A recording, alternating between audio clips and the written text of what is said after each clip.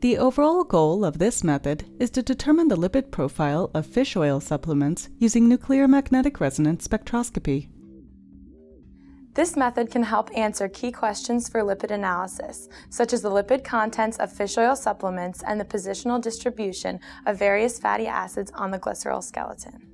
The main advantage of this technique is that it makes the rapid and robust analysis of several different molecules feasible in one snapshot, without using separation and purification steps.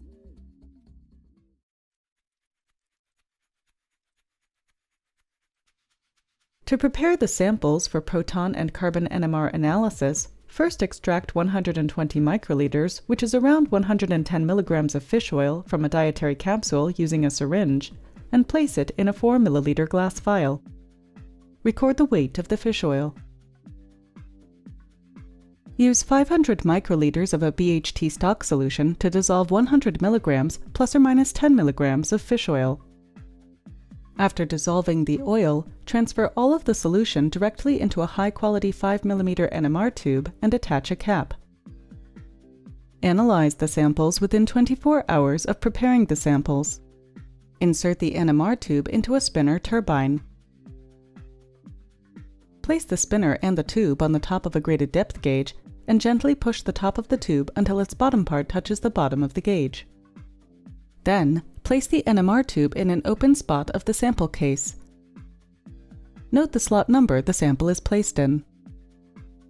To load the sample in the NMR instrument, return to the control computer and type SX number, where number is the slot in the sample case holding the sample. Wait for the deuterium signal of deuterated chloroform to appear on the screen.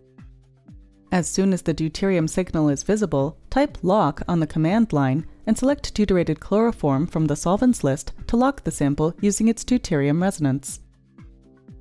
Type BSMS-DISP in the command line to ensure spinning is not active. If the spin button is green, click it to deactivate spinning.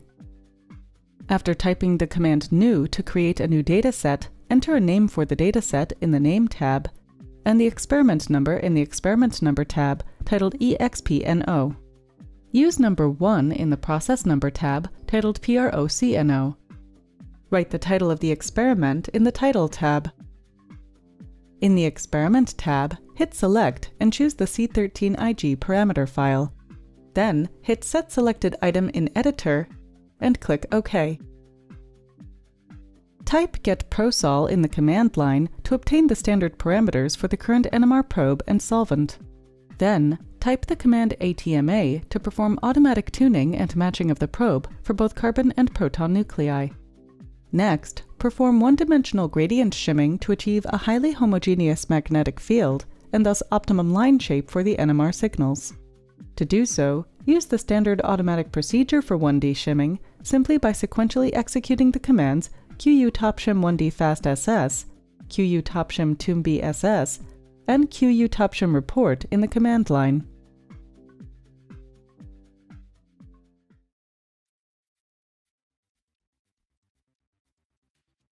After parameter optimization as described in the text protocol, acquire one-dimensional carbon NMR spectra.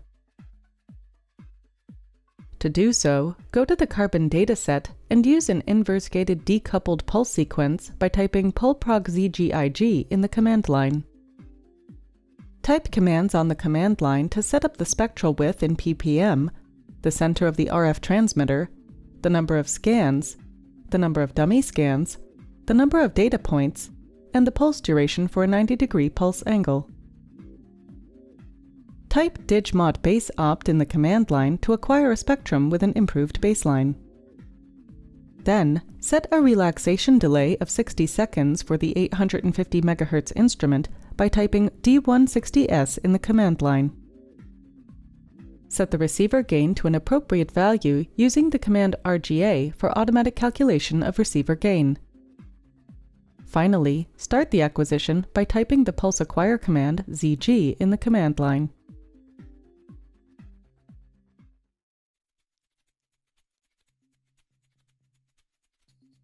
To process the data, first type SI64K in the command line to apply zero filling and set the size of the real spectrum to 64K.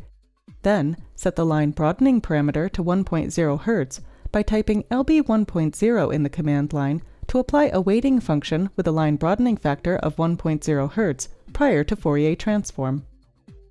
Execute Fourier transformation by typing EFP in the command line. Next, perform automatic phase correction by typing the command APK in the command line. If additional phase adjustments are required to further improve the spectrum, click on the Process tab. Then, click on the Adjust Phase icon and the phase correction icons for zero order and first order phase correction. While clicking on the zero order and first order phase correction icons, drag the mouse until all of the signals are in positive absorption mode. Apply and save the phase correction values by clicking the Return and Save button to exit the phase correction mode.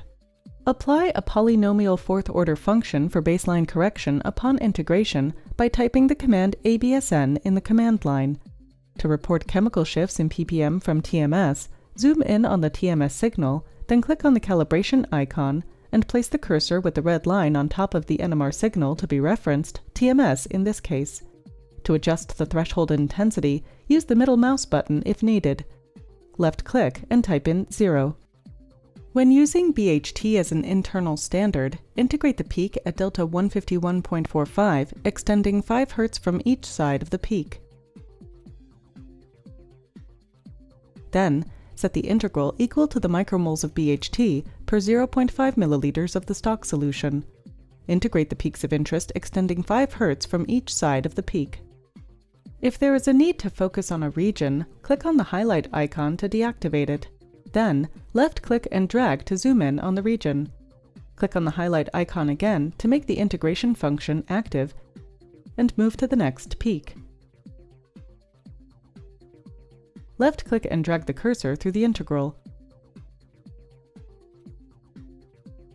Click the Return Save Regions button.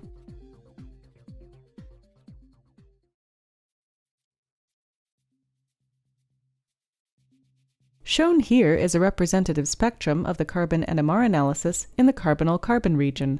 The NMR signals of EPA and DHA on the SN13 and SN2 positions are shown.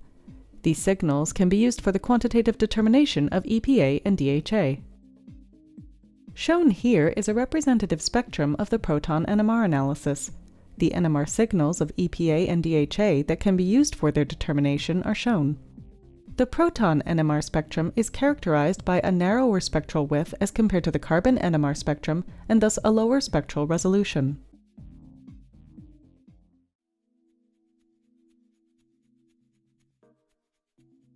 Once mastered, this technique can be done in less than 30 minutes if it is performed properly. After its development, this technique paved the way for researchers in the field of lipid analysis to rapidly analyze various lipid components that appear in multi-component matrices, such as dietary supplements, vegetable oil, and biofuels. After watching this video, you should have a good understanding of how to apply proton and carbon NMR spectroscopy for the analysis of the lipid profile of fish oil supplements. Don't forget that working with strong magnetic fields produced by NMR spectrometers can be extremely hazardous to pacemakers and surgical prostheses, as well as electronic items such as credit cards and watches.